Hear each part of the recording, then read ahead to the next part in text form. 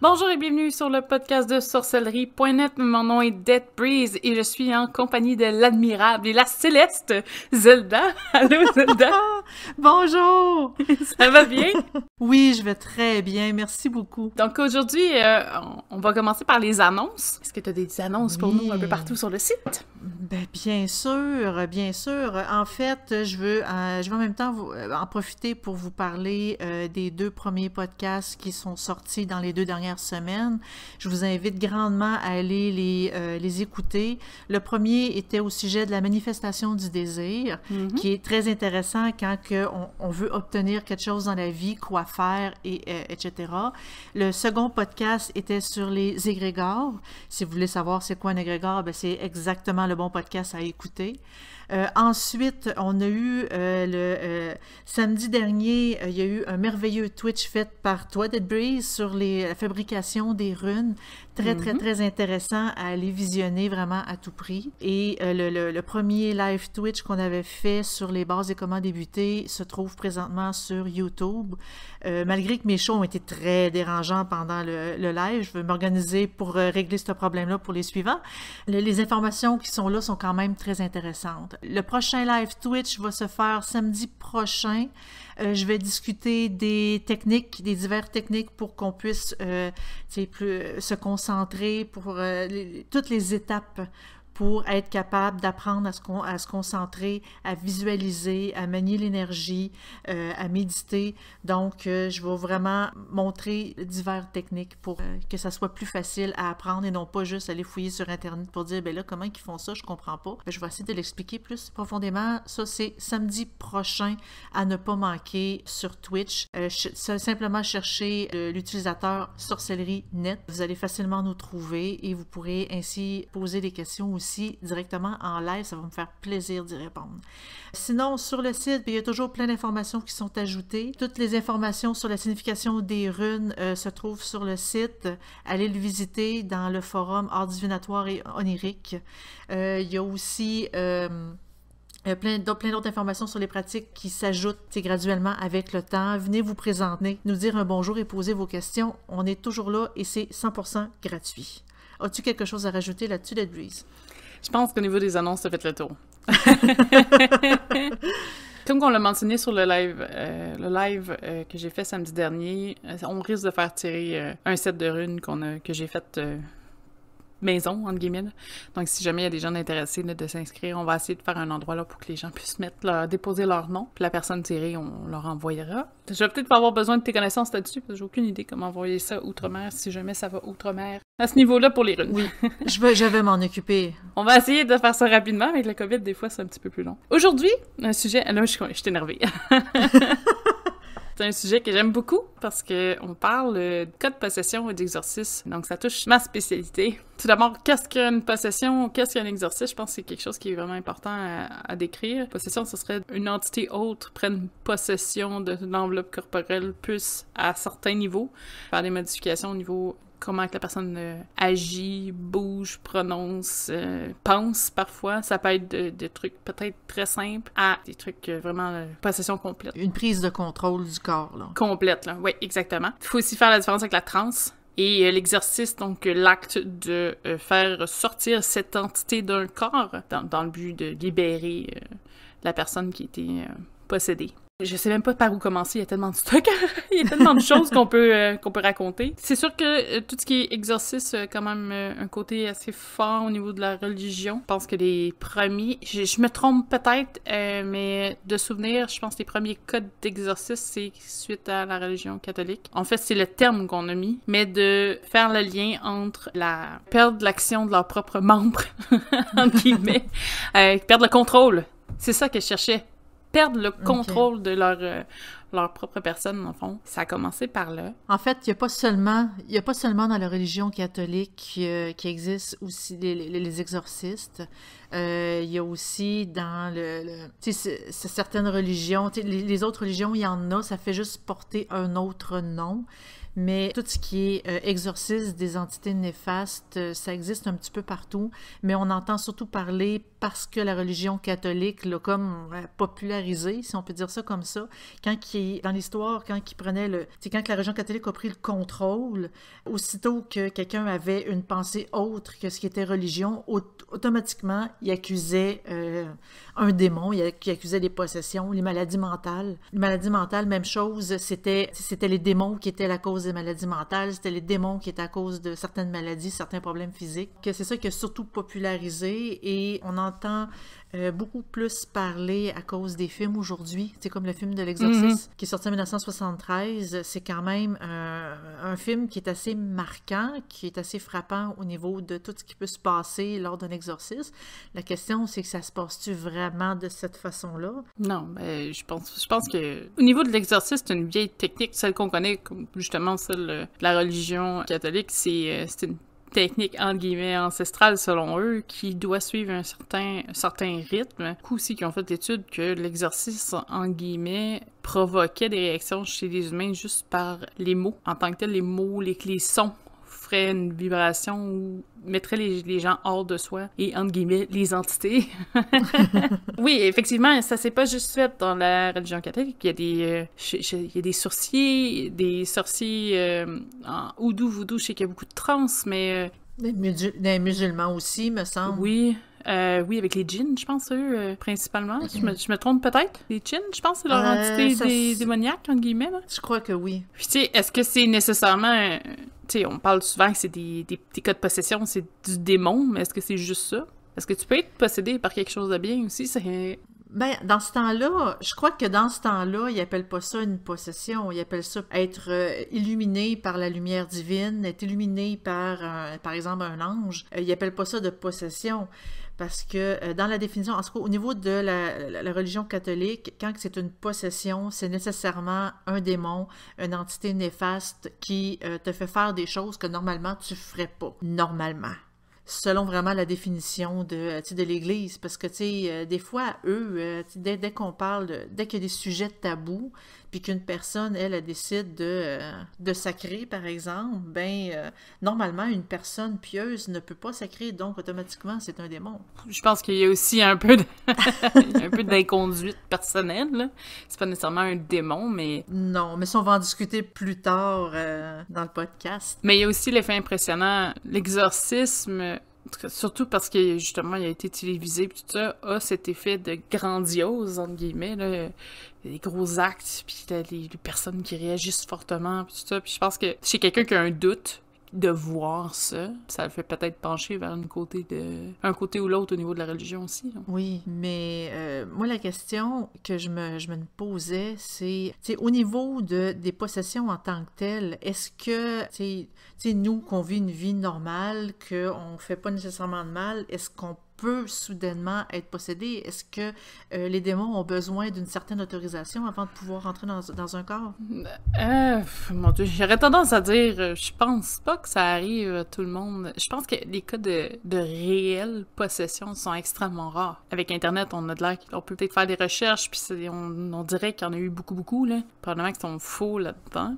Mais je pense que c'est assez rare, quelqu'un qui se fait totalement posséder. Encore moins quelqu'un qui ne cherche pas ça. La majeure partie des cas de possession pourrait être liée à une espèce de phénomène de schizophrénie, un dédoublement de personnalité. Il y a beaucoup de problèmes psychiatriques. Puis ça, je sais qu'on va en parler un petit peu plus tard aussi, mais il y a beaucoup de problèmes psychiatriques qui aujourd'hui ont une explication qui, à l'époque, n'en avaient pas. Même juste des cas d'épilepsie. Il y a beaucoup de problèmes d'épilepsie ou de maladies. Des gens qui avaient cette problématique-là qui ont fini en cas d'exorcisme parce qu'à l'époque, c'était moins connu. Aujourd'hui, on le sait que ça existe, c'est pas pareil. Là. Il y a beaucoup de choses qui font en sorte que à l'époque, qui étaient inexpliquées, c'était beaucoup plus facile de dire, vu qu'on n'a pas la connaissance, entre guillemets, pour savoir réellement ce que c'est plus facile de dire, la personne est possédée ou il y a quelque chose qui m'en fonctionne pas, elle doit être fautive ou elle mérite d'être châtiée parce que, pour x,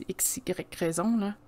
Je sais pas, j'aurais plus tendance à dire c'est une popularité de croire aussi qu'il y a autant d'exercices, entre guillemets, là. Mais est-ce que l'utilisation d'une table de Ouija, par exemple, pourrait, comme nous ouvrir à ce que, comme un démon ou une entité vienne nous déranger sans nécessairement posséder notre corps, puisse venir nous déranger de façon constante? En tout cas, si ça aurait été le cas, moi, ça fait longtemps que je suis possédée.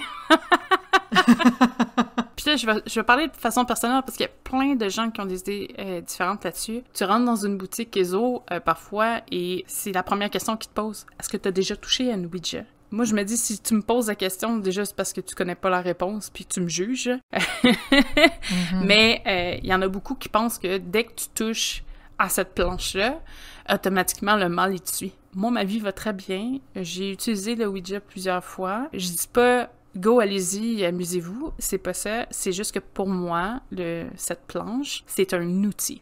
C'est la même chose que quelqu'un qui fait de l'écriture automatique. Son outil, c'est un crayon. Il y en a d'autres, c'est la planche. Il y en a que c'est le pendule. Il y en a que c'est les cartes, les oracles, les tarots pour parler avec les entités. Puis je pense que à ce niveau-là, c'est la même chose. C'est des outils. Est-ce qu'on commence à penser qu'un outil est plus dangereux qu'un autre? Pour moi, si un outil que tu as créé, ça change rien. Donc moi, à ce niveau-là, non. Moi, je pense pas qu'il y a une entité maléfique dans chaque planche Ouija, parce que sinon, tu peux faire une planche avec une boîte de pizza, là, donc toutes les boîtes de pizza pourraient être possédées. Je vous annonce ça aujourd'hui. La possession des pizzas, pepperoni fromage, ça y est, c'est fait. En tout cas, si la pizza te saute au visage, on comprend qu'il y a quelque chose en arrière, là. Tout ce qui est outils, tout ça, non, je pense pas. Je pense que ça dépend de l'usage que t'en fais. C'est sûr que tu t'en vas ouvrir une planche Ouija, puis, pas l'ouvrir, mais l'utiliser. Puis ce que tu cherches... Puis tu demandes à parler à un démon, par exemple. Oui, on en a parlé dans le dernier podcast de l'espèce de démon Zozo, là. Oui. C'est sûr que si tu demandes à Zozo de se présenter à chaque fois tu communiques, parce que pour toi, le thrill, donc l'espèce de suspense, c'est de communiquer avec des entités négatives / maléfiques. / mal intentionné. Tu sais, en fait, ça dépend de ce que tu cherches. Cette entité-là, elle peut t'aimer beaucoup pour vous décider de rester. Il y a une part au niveau des esprits qui prennent de ton énergie. Si la seule chose que tu cherches, c'est du négatif, ça se peut que ce soit le négatif qui s'en vienne à toi. Puis quand que le négatif dans une communication se frappe à ta porte, puis tu dis « Écoute, je suis pas intéressé », tu passes à autre chose, c'est correct, là, ça va pas rester attaché avec toi, tes lumières vont pas se mettre à fermer, ouvrir, puis tout d'un coup, ta voisine ou de table ou va pas se mettre à trembler d'un coup, possédée par... Non, c'est pas... C'est pas comme ça. Il peut y avoir des phénomènes inexpliqués, ça je cache pas, mais sentir une main, pis tu sais, c'est pas nécessairement que de possession non plus. On parle d'une possession, c'est que tout d'un coup, t'es figé sur place, incapable de bouger, tu parles, mais c'est pas toi qui parles, tu parles, puis il y a des trucs spéciaux, là, il y a des sous-branches de la possession, il y a des obsessions aussi, il y a plein de choses autres que la possession directe, mais c'est ça, si c'est un cas de possession, comme je vous dis, c'est extrêmement rare, là. Moi, j'en ai pas connu, en tout cas, je sais pas, t'as-tu connu un cas de possession, toi? Non, moi, j'en ai pas connu. En fait, la possession, c'est ce que je comprends bien. C'est comme si ton esprit était littéralement tassé de côté, vraiment tassé, et toi, l'entité prend le contrôle total de ton corps, de ton cerveau, puis toi, tu n'es plus là du tout. Moi, c'est ça que j'en comprends. Oui, ben il y a une part, mais je pense qu'il y a des possessions qui sont complètes, puis des possessions partielles en tant que telles. Complète, t'es complètement plus là. Partiel, c'est des espaces, ça part, ça revient, ou justement, ta personne est encore consciente de ce qui se passe, mais comprend pas ce qui se passe au niveau de son corps. Okay, mais j'ai lu beaucoup de cas de possession où est-ce qu'ils disaient que quand ils ont réussi à enlever l'entité négative, l'entité néfaste du corps, la personne qui était possédée souvent ne s'en souvient plus du tout, comme si elle était littéralement pas là. C'est une espèce de traumatisme que la personne renie complètement ce qui s'est passé, ou vraiment c'est notre esprit était littéralement plus là. C'est une question qui reste en suspens. Et je crois qu'elle va rester en suspens.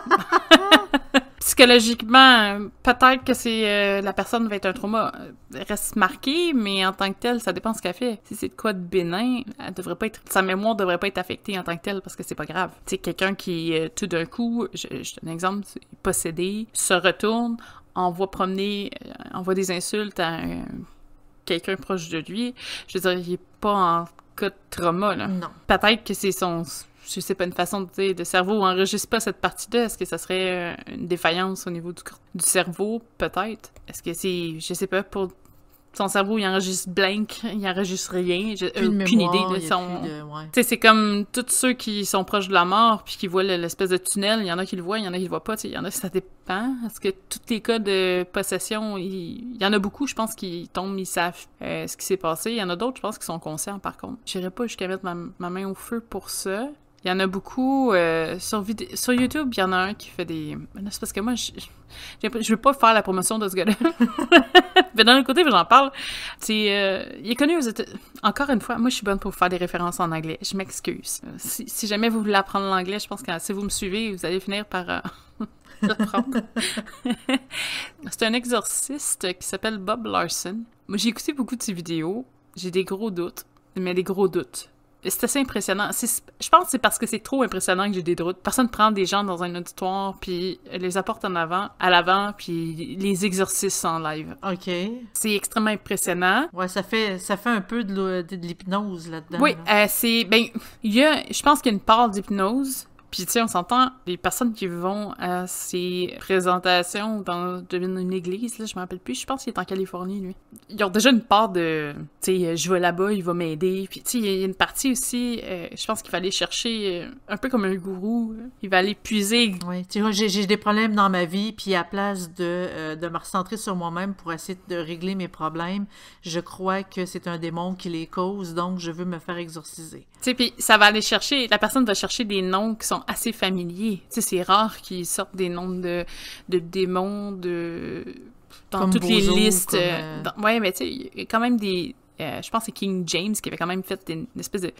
Pas une bible, là, mais un petit dictionnaire des démons, pis tout ça. Puis tu sais, c'est jamais ces noms-là qui ressortent. C'est tout le temps Satan, puis Bélial des fois, Belzébuth, Bélial, Lucifer, Cain ressort souvent. C'est toujours des gros noms populaires qu'on connaît, Oui. là, oui. Tu sais, c'est souvent. Il y en a des fois, ça va chez Azazel. Tu sais, on va aller chercher avec lui un petit peu plus loin. Il y en a, c'est des anges bizarres ou name it, là. Puis de toute façon, quand ça sort un peu trop du lot, on dirait qu'ils essayent de recadrer vers quelque chose de connu.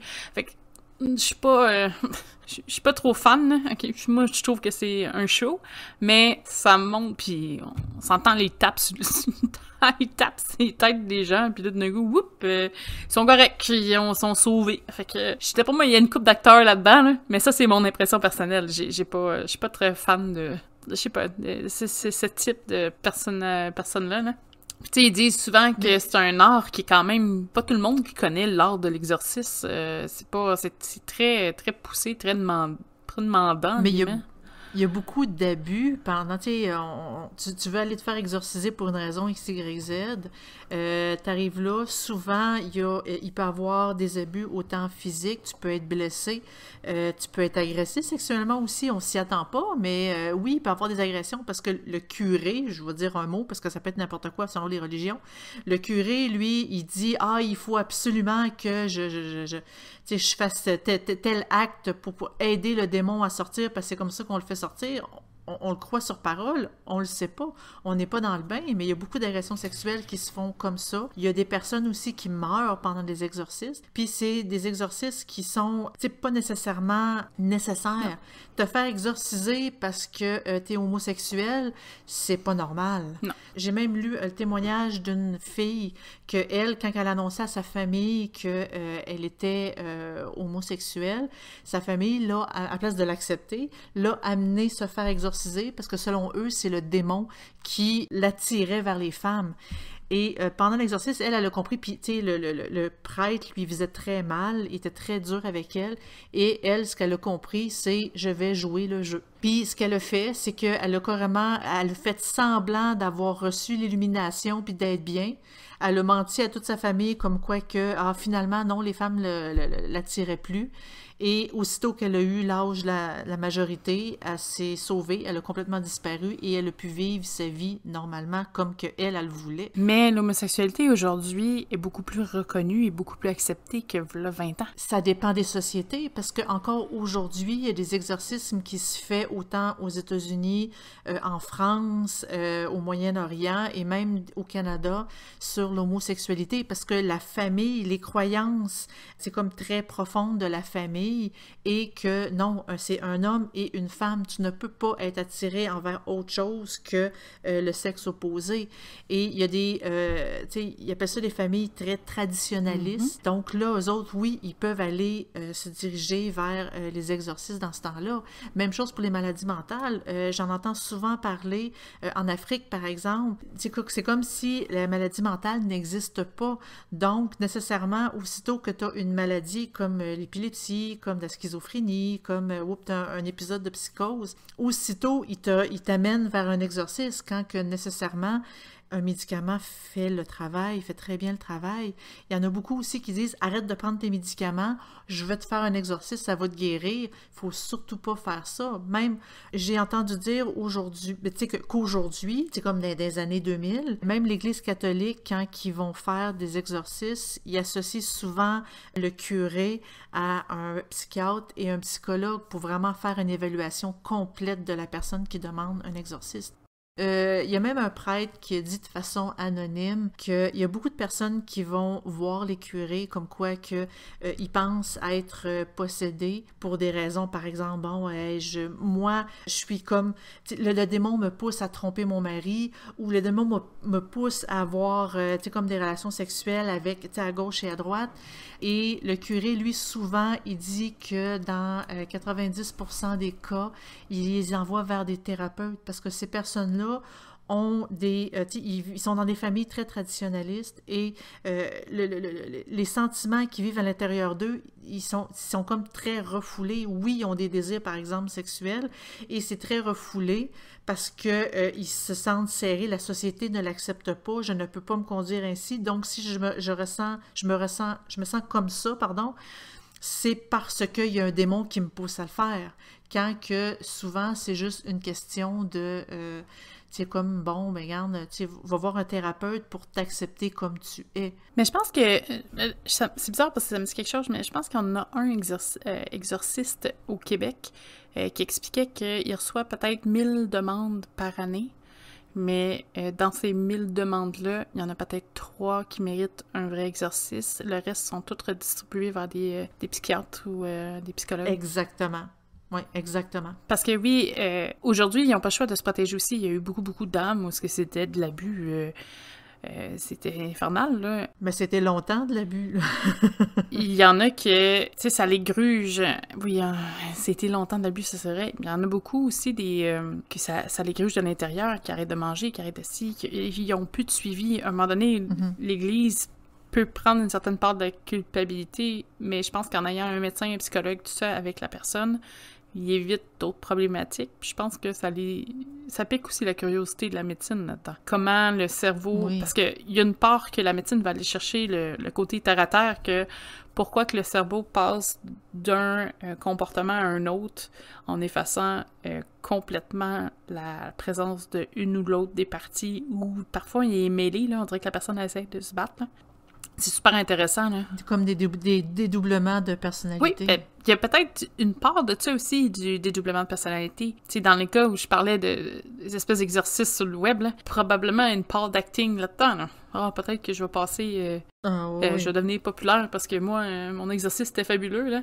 Tu sais, ça se peut qu'il y en ait là-dedans. Comme je dis, je suis certaine que le ratio qui mérite un exercice réel est très, très bas. Très, très, très faible. C'est souvent, en fait, les personnes qui jugent que c'est nécessaire d'avoir un exorcisme ou non, c'est souvent des très religieux, des personnes qui disent, bon, nous, on doit se conduire de telle façon. Si tu te conduis pas de cette façon-là, c'est parce que tu as besoin d'un exorcisme pour telle autre raison. Il y a beaucoup de pro-religieux que c'est surtout eux qui se lancent dans les exorcismes. Nous, de notre côté, ben, on va plus aller faire de l'introspection, à savoir pourquoi que je pense de telle façon, puis comment que je peux comme m'aider à m'améliorer puis à évoluer dans tout ça. Puis il y a une part aussi, l'Église doit envoyer quelqu'un. Par exemple, vous envoyez une demande au Vatican, là, quelqu'un qui est très à la lettre, hein, va envoyer une demande au Vatican, ils envoient un prêtre spécialisé dans cette zone-là valider si les propos si c'est vraiment un besoin d'exorcisme, et c'est très rare qu'ils l'accordent. C'est la même chose là, pour... t'as le droit de déclarer la présence d'un esprit ou d'une hantise au Vatican, si t'es croyant avec les catholiques, puis il envoie quelqu'un qui va faire des constats puis des analyses, mais généralement, ça tombe vers le... Il y a rien, là. Il y a absolument rien à faire, puis ça tombe au niveau de la psychologie. Mais ça, c'est intéressant, par exemple, à quel point ça peut être le problème mental, psychologique, avec un besoin où c'est vraiment une entité haute. On en avait parlé un peu sur le site, mais il y avait un livre qui est sorti où il explique que son enfant est possédé dès la naissance. Elle fait comme des espèces de crises, son comportement change. Puis tout d'un coup, suite à, je pense que c'était du Reiki, tout ça, ils ont comme réussi à sortir le méchant, entre guillemets, puis ça s'est disparu, ça n'existe plus, l'espèce d'entité. Tu sais, il y en a des histoires comme ça, là. En fait, de mon point de vue, moi, j'appelle ça le Terrible 2, le Terrible 2. Quand un enfant tombe à peu près à 18 mois, on dirait que c'est toute une autre personne et que le démon rentre là-dedans pour avoir passé au travers de cette étape-là avec mon fils. Je peux vous garantir qu'on dirait vraiment qu'il y a un démon qui est là. Mais pourtant, c'est vraiment juste une crise de... C'est comme je prends le contrôle de moi-même. Tu sais, c'est une phase normale chez l'enfant. Mais ça, c'était quand même sur une longue période. Là. C'était pas juste les 2 ans. Là. Okay. J'essaie de me rappeler le nom, là, mais ça me vient pas. Là. Mais c'était super intéressant. Puis, il y avait, ils l'ont fait, là, l'exercice, là, ci, là, ça, puis ça passait pas nécessairement. Fait, est-ce que c'est un vrai cas de possession juvénile?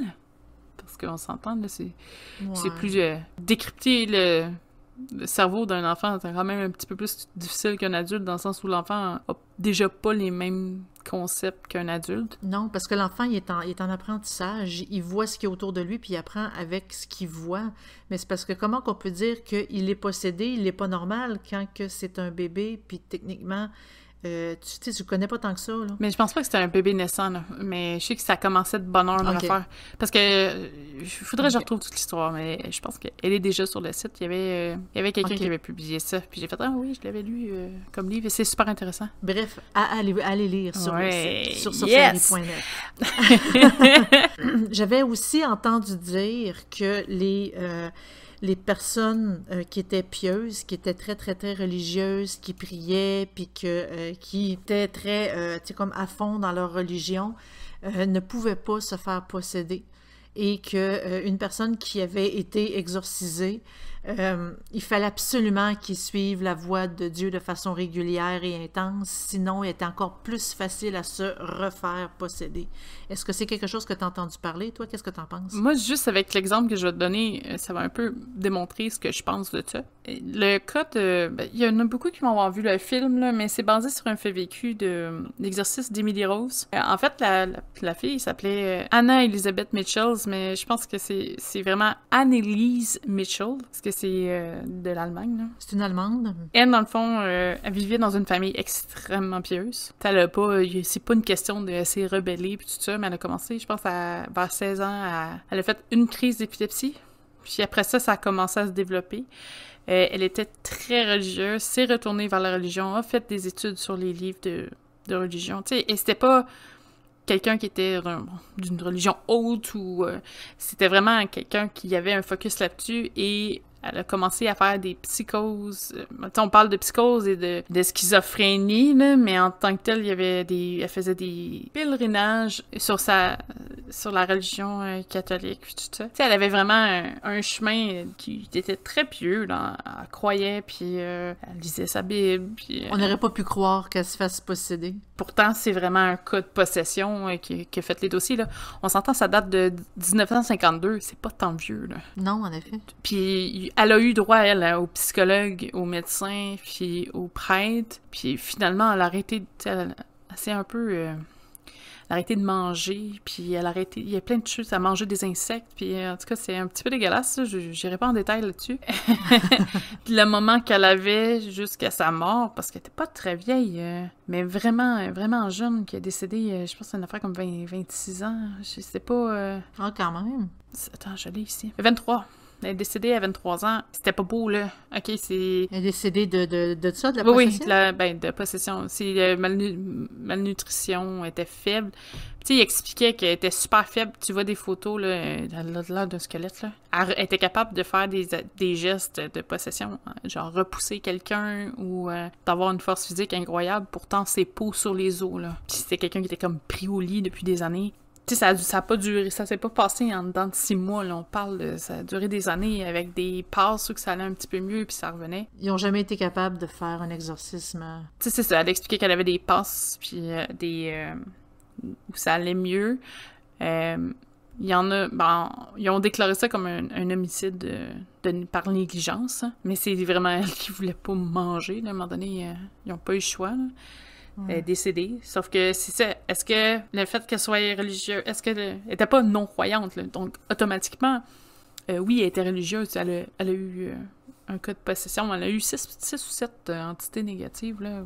C'est ça, j'avais entendu parler qu'il faut suivre la voie de Dieu vraiment absolument parce que ils disent sinon 7 démons voudront entrer dans la brèche car la place c'est comme libre.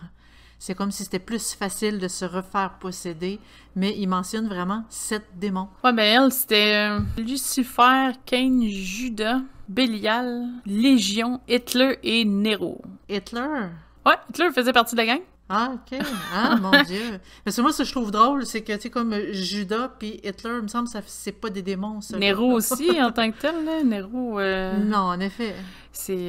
Nero, c'est un empereur. Néron, tu parles de... Ouais, c'est ça, l'empereur romain. Ouais, en effet, c'est quand même bizarre, là. Ça... Pour... Ben, tu sais, c'est toutes peut-être des choses que pour elle, ça avait une signification aussi. Je dis pas que ça s'est pas passé. Ils ont du contenu. Moi, je crois beaucoup, tu sais, si tu peux le voir, pis ça, c'est un peu... je trouve que ça choque plus qu'une histoire racontée, là. Mais c'est peut-être des personnalités qui avaient un sens pour elle. Parce que il me semble qu'il y avait un des...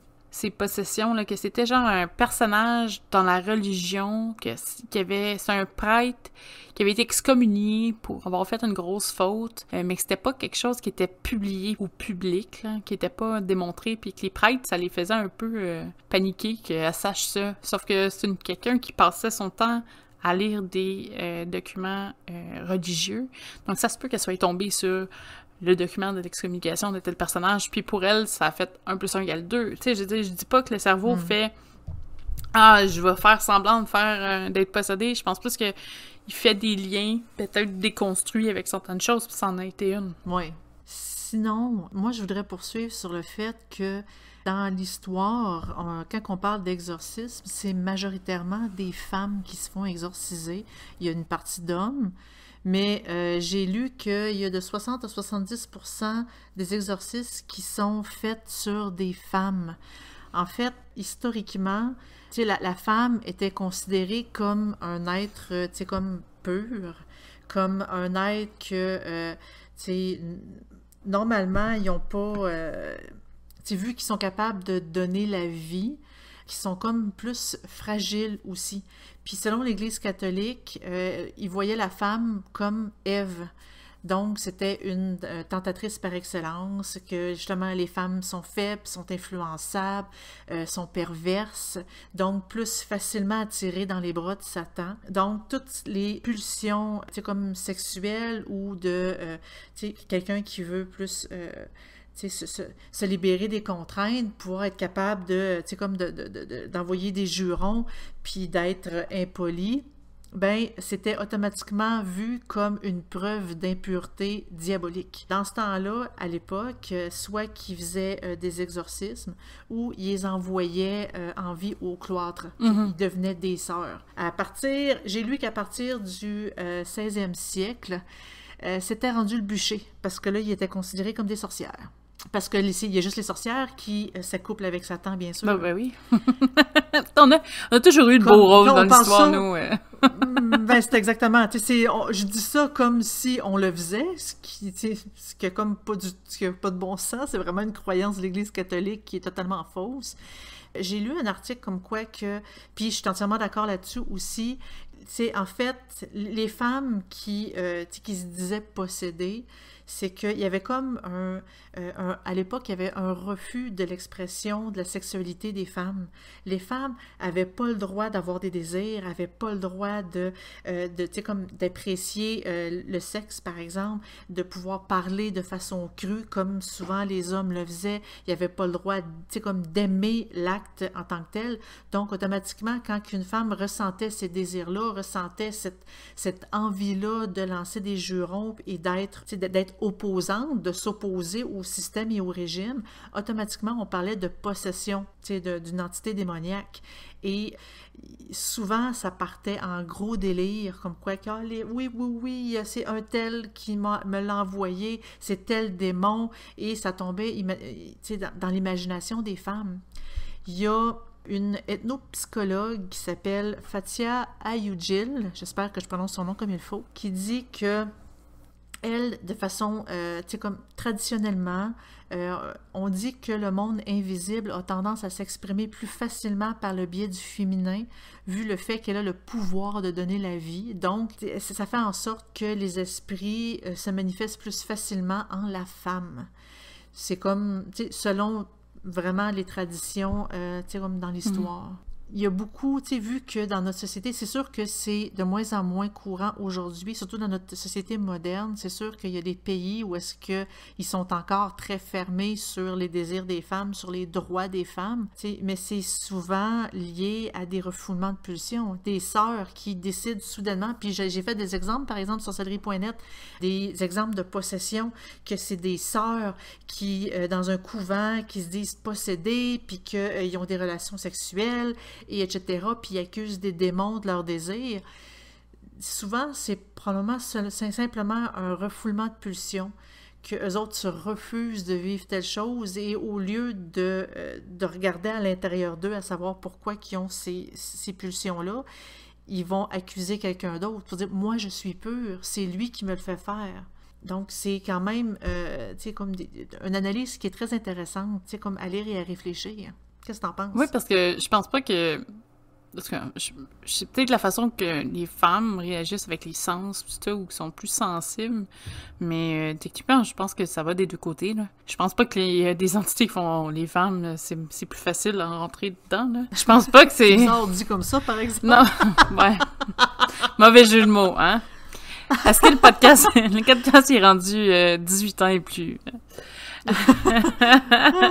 Mais c'est ça, tu sais, je pense pas vraiment que le genre de la personne influence du tout, là. C'est sûr qu'il y a une partie aussi que les femmes étaient propices à une certaine époque d'être nommées comme hystériques ou tout ça, ça doit rentrer aussi là-dedans. Ouais. C'était rare qu'on entendait parler des hommes hystériques, des hommes possédés. C'est un problème de femmes, c'est les femmes qui étaient... Oui, c'est les femmes qui sont hystériques. Fait que, tu sais, s'il était pas capable de gérer l'hystérie de sa femme, il appelait le prêtre. Mais faut dire aussi qu'à une époque, la religion était beaucoup plus présente. Ce qui faisait en sorte que, oui, c'était plus facile de rentrer en contact avec le prêtre pour dire « Oh, faudrait peut-être faire... Il y a de quoi qui marche pas. On doit être dû pour un exorcisme. » Puis je pense que c'est une facilité. Ma femme est brisée. Mais je pense qu'il y a un côté de la facilité. Moi, ce que j'aime versus ce qu'on a parlé, je sais que ça va dans une direction complètement différente. J'en ai parlé un peu, là, mais un exercice classique est généralement en latin au niveau de la religion catholique. Puis il y avait des études qui avaient été poussées.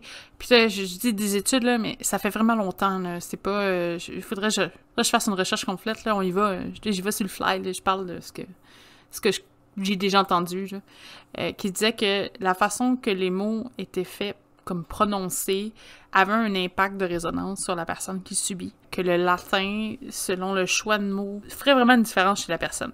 Chose qu'ils ont testé. Il y avait des...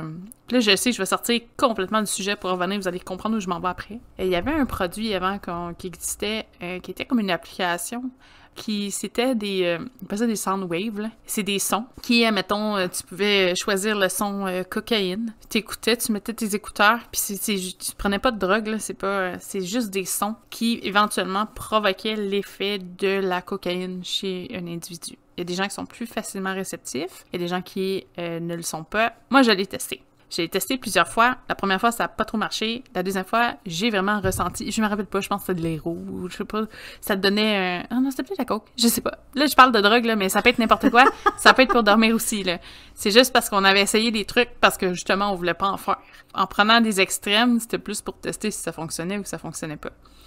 Ouais. Puis moi, j'avais vu des effets, là. C'est comme des mantras, c'est comme des sons qui te mettent dans un état second, mais t'es pas possédé pour autant, c'est juste un état second pour mieux méditer, pour mieux te concentrer, pour mieux te mettre dans un état d'esprit propice. Comme là, c'est sûr que vaut mieux utiliser ça pour faire un effet de drogue que de le prendre pour vrai, parce que le prendre pour vrai, ça détruit le cerveau, faut le mentionner.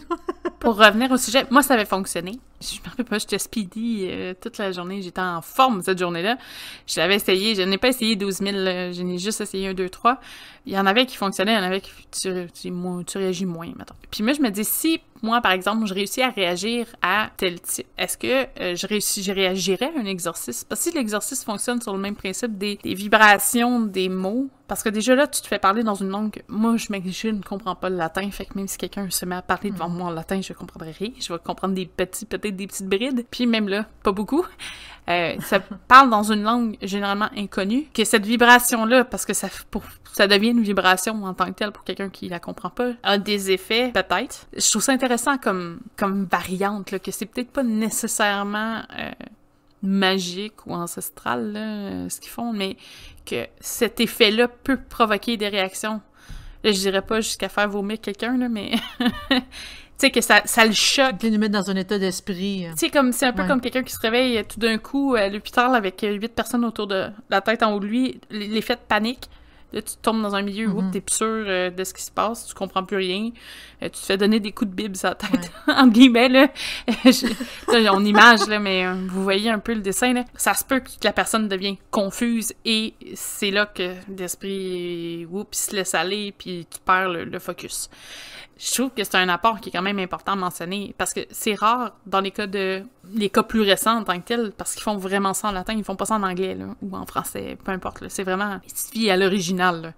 Donc, si quelqu'un dit vivre une possession, puis il se fait parler en latin pendant 2 heures de temps, c'est sûr qu'il comprend rien, là. Est-ce que le fait que c'est, tu sais, comme de l'inconnu, la personne comprend pas ce qui se dit, comprend pas ce qui se passe, ça la met dans un état second, ou est-ce que, tu sais, elle a l'impression, c'est comme un effet placebo, elle a l'impression que ça fonctionne pour de vrai. Donc, soudainement, elle va mieux, elle se réveille, lumière divine, etc. Ça pourrait être une des explications qui fera en sorte que ça fonctionne. Mais moi, je pense que, tu sais, il y a peut-être... Il y a des cas... Je pense qu'il y a des cas d'exercice qui sont 100% vrais. Oui, ça, je suis entièrement d'accord. Tu sais, on parle beaucoup de la psychologie, tout ça, mais je pense qu'il y a des cas qui sont vraiment 100% vrais. Je sais pas, vraiment possédés de quoi, mais des possessions, tout ça, puis qu'ils vivent un exercice, ils s'en sortent, puis la vie reprend son cours normal. Mais c'est rare, c'est très rare. Mais c'est rare. Que ça arrive. Ça, je suis d'accord aussi, c'est très rare. Le fait que quelqu'un, par exemple, c'est pas un cas de possession, c'est un cas de psychiatrie, qui reçoit un exercice, moi, je pense que ça peut empirer les choses.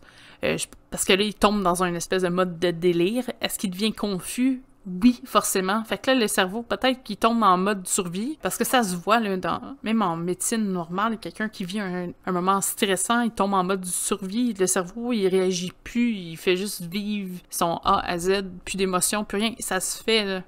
Mais un cas d'exorcisme dans une personne qui a des problèmes psychiatriques, qui a des délires, qui a des psychoses, c'est vraiment très, très, très néfaste pour elle, parce que dans ces cas-là, il faut jamais confirmer, il faut jamais donner l'impression que cette personne-là a raison dans son délire, quand on voit très bien que c'est complètement un délire, qu'il n'y a pas de bon sens.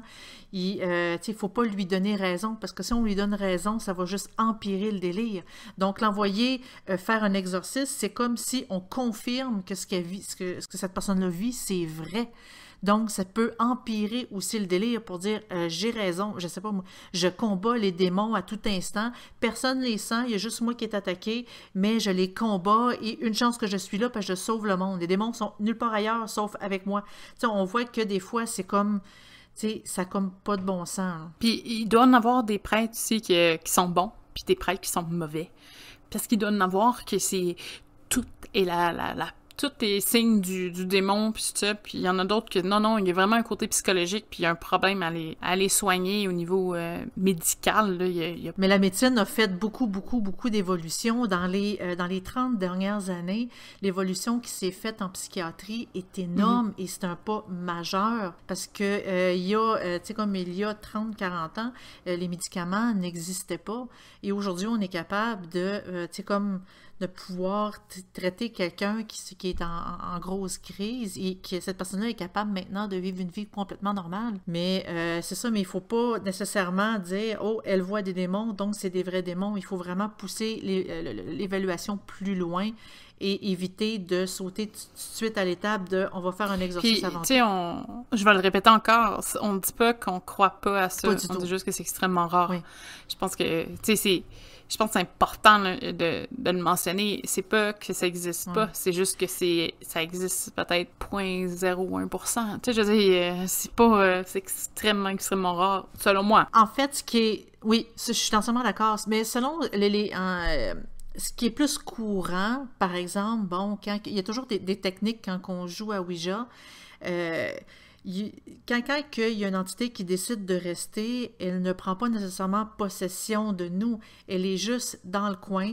Oui, elle va déranger. Oui, elle peut, tu sais, comme nous causer plus de tristesse, plus de négativité, elle peut littéralement nous déranger, mais c'est pas de la possession rendue là. Là, dans ce temps-là, ça devient plus tu sais, comme une hantise, plus c'est comme un dérangement. Et là, on tombe sur un autre sujet qu'on va éventuellement discuter dans un autre podcast.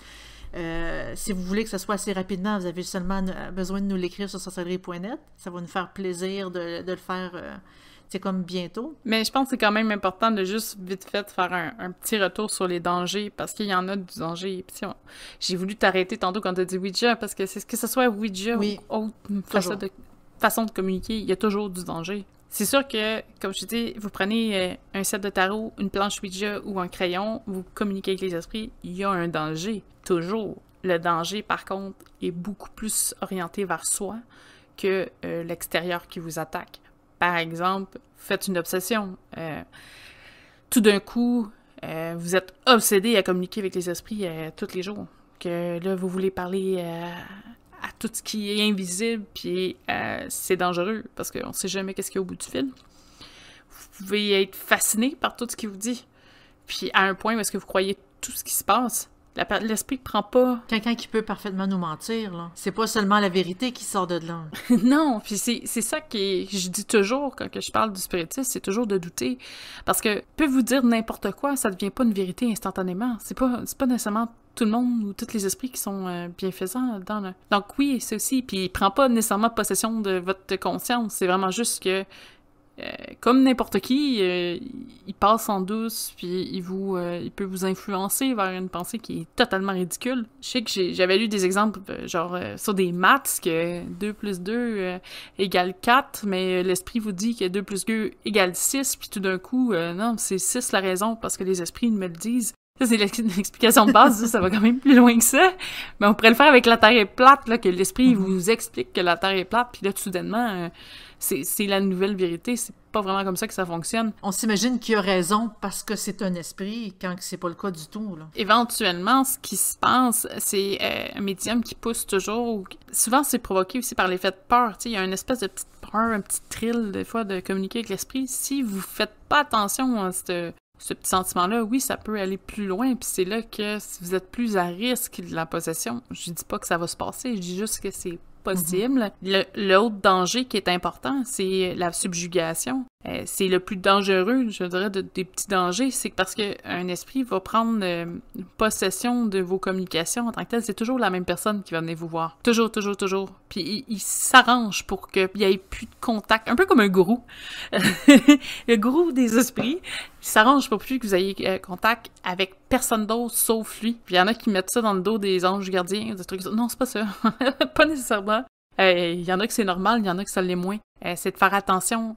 Ça devient un danger parce que ça peut devenir une espèce d'obsession. Des fois, ça peut commencer à perdre les actions ou gestes, dans le fond, perdre le contrôle de tes actions ou gestes, mais que t'es encore là. T'es encore conscient de ce qui se passe. C'est comme si tu laissais l'esprit te manipuler ou tu veux tellement être avec lui que l'esprit a un léger contrôle sur toi. C'est ça, puis doucement, ça s'en va. C'est parce qu'en tant que tel, le terme possession, c'est vraiment un terme utilisé dans la religion, là, mais la subjugation, c'est ce qui est un peu son équivalent sans l'espèce de couronne catholique dessus. C'est juste qu'elle prend des degrés, plusieurs degrés, et le degré final, c'est la possession, l'espèce de possession complète. Comme qu'on voit dans les films. Comme qu'on voit que t'as un besoin de toujours être en communication, puis tu perds doucement partie de toi-même là-dedans.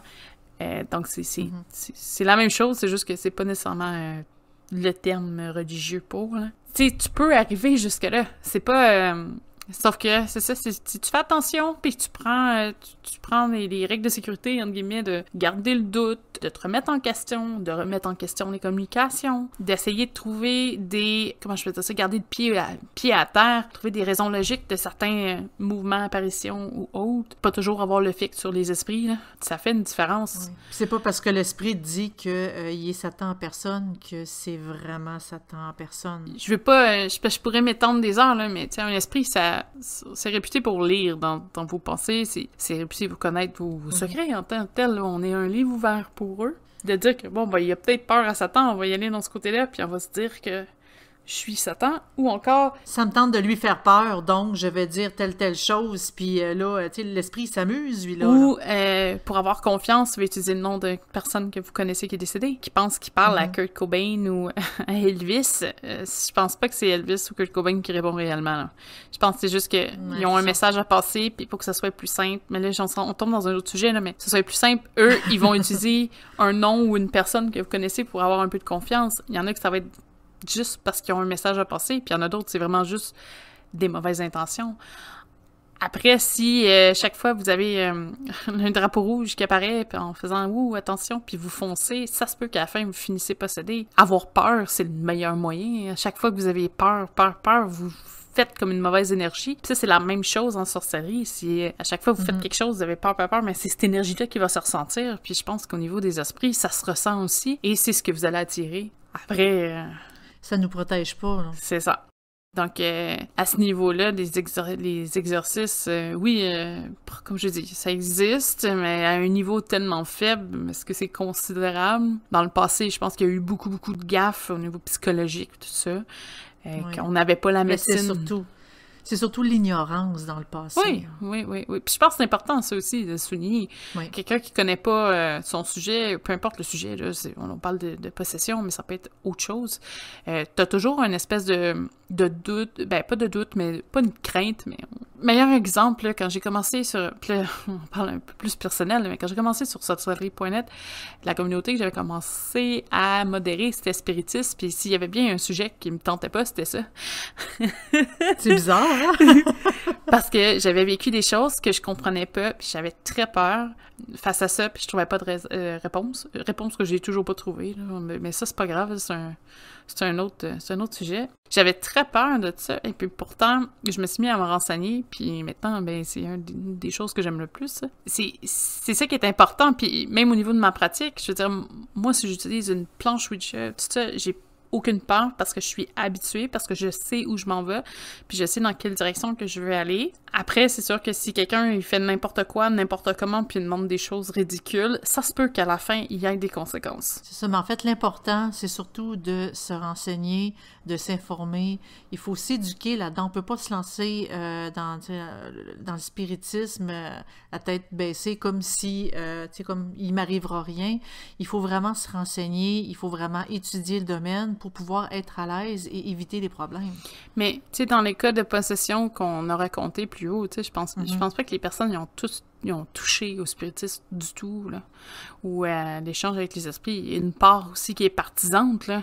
Il y a des personnes qui sont plus sensibles aussi pour les ressentir, les esprits. Fait que, est-ce que, je sais pas, moi, on est dans une maison, il y en a, je les ressens, on commence à, tu sais, comme avoir, tu sais, plus une discussion, plus une relation avec, et ça pourrait finir vers là. Ça, tu sais, comme on le sait pas, on n'a vraiment pas de détails sur les exorcismes que ça s'est fait dans le passé pour pouvoir mieux l'étudier. Tu sais, puis il y a probablement des cas, justement, c'est ça, que des clairaudients, des clairvoyants, tout ça, puis que pour eux, c'est naturel, mais qu'ils se rendent compte un peu plus vieux, parce que jeune, généralement, ça se présente, mais ça paraît bien, là. Ça passe pour l'ami imaginaire, là. Il y a le dos large. mais adulte, la personne aussi se rend compte qu'elle est dans une société qui s'est pas acceptée, entre guillemets. C'est pas normal d'entendre des voix, c'est pas normal de voir des choses qui sont invisibles, entre guillemets, aux autres. Mais tu sais, je mentionne, c'est pas parce qu'on entend des voix ou qu'on voit des choses que nécessairement on est un cas de psychiatrie. Parce qu'il y a des grands qui voyaient des choses, qui entendaient des voix, puis qu'il était tout à fait normal. On tombe dans la psychiatrie seulement quand ça nous empêche de vivre une vie normale. Oui. Ça, il faut vraiment le spécifier là-dedans, parce que, tu sais, oui, il y a des personnes qui entendent des voix, mais qui font une vie normale puis qu'il n'y a pas de problème. Donc, non, ils n'ont pas besoin d'aller en psychiatrie. C'est vraiment quand ça dérange un des cercles de notre vie, autant personnel, au niveau du travail, au niveau de la famille ou des amis, quand que là, c'est tellement, les voix sont tellement rendues majeures que ça brise un de ces cercles-là. Là, on va en psychiatrie. Sinon, l'entendre des voix, c'est pas plus grave que ça. Voir des choses, c'est pas plus grave que ça non plus. Et c'est des choses qui arrivent, là. Parce que moi-même, ça m'est arrivé, j'ai déjà vu, tu sais, comme un esprit. Franchement, je préfère les sentir que les voir parce que c'est assez déstabilisant, j'ai pas l'habitude. Les voir, les gens, ils n'aiment pas ça généralement. Non, tu sais, on n'aime pas ça. Moi, en fait, ma première communication que j'ai eue, c'est j'en ai vu un. Et disons que je peux le dire en bon québécois, j'ai eu la chienne. Mais les entendre ou les voir, c'est pas quelque chose que les entendre, ça dépend. Si tu les entends via la radio ou un autre médium ou tu fais de la communication, le VP, l'Electronic Voice Phenomena, ça va bien. C'est quand tu les entends dans ta tête, des fois, tu te poses des questions, là. Je veux dire, il y a des médiums qui font des très bons travails, là. Il y en a d'autres peut-être moins, mais il y en a qui communiquent assez facilement. Ils les entendent, ils sentent, c'est différent, là. Si tu vis très bien avec, ça va bien. Si tu vis moins bien avec, c'est plus difficile. Oui, là, on pourrait plus parler d'un trouble psychiatrique. Tu sais, quand vraiment que c'est tellement envahissant, parce que c'est pas parce qu'on entend quelque chose que c'est vraiment vrai. Mais tu sais, des fois, on peut le prouver en, bon, mais regarde, moi, on me dit telle chose et c'est vérifiable et c'est la vérité. C'est vérifiable, on peut aller voir, on peut aller consulter dans un livre pour dire est-ce que c'est vraiment ça ou c'est mon imagination qui me fait inventer des affaires. Il y a toujours une façon de vérifier pour pouvoir savoir. Mais ça, de toute façon, tout ce qui est psychiatrie, c'est un sujet qu'on va avoir éventuellement, peut-être en podcast ou en Twitch Live, mais c'est un sujet qui va venir, là, je suis en train de travailler là-dessus. Oui, parce que c'est super intéressant, en fait. Oui. Toutes les étapes, tout ce qui peut se traverser le cerveau, qu'est-ce qui peut jouer avec nous, nos sens, c'est vraiment intéressant. Oui. Mais en gros, là, comme je te dis, on peut s'étaler des heures sur le spiritisme et les esprits. C'est sûr qu'il se termine le podcast un jour. Sur ça, on va arrêter ça ici, mais on va continuer dans un autre podcast. N'oubliez pas, vous pouvez toujours passer sur le site, sur le YouTube, sur le Facebook, sur le Twitch et sur Discord. Je pense que je les ai tous. Ouais. Oui, je pense que oui. Si jamais vous avez des questions sur les sujets qu'on a discutés, la place est libre sur le site. Venez nous voir. Venez nous voir, on est là pour ça, on va répondre. Et pas juste nous, là, les autres membres aussi peuvent répondre. Oui, mais si vous avez des commentaires aussi, vous pouvez dire ce que vous pensez. Je ne suis pas d'accord parce que on est très ouvert, on n'a jamais battu personne. Vous pouvez vraiment donner votre opinion et on aimerait vraiment les lire parce que c'est très, très, très intéressant. Si jamais vous avez d'autres commentaires, tout ça, on pourrait peut-être aussi les marquer. Éventuellement, je me lance sur quelque chose de spécial, mais si jamais vous avez des histoires sur les esprits que vous voulez partager, vous pouvez nous les écrire aussi, là, ça va me faire plaisir de les lire, versus les histoires populaires qu'on connaît. C'est à votre discrétion.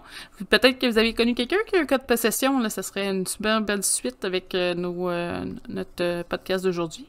Si jamais il y a quoi que ce soit à ce niveau-là, vous pouvez toujours l'écrire en privé sur le site à moi ou Zeta. Ou directement sur comme un forum pour tous les membres puissent le lire et faire eux-mêmes leurs commentaires. Oui, aussi. On est une communauté quand même assez ouverte, là. Ne vous gênez pas. Donc, sur ce, moi, je vous souhaite une excellente semaine, puis à la prochaine pour le prochain podcast. À la prochaine. Merci beaucoup d'avoir été là. Bye!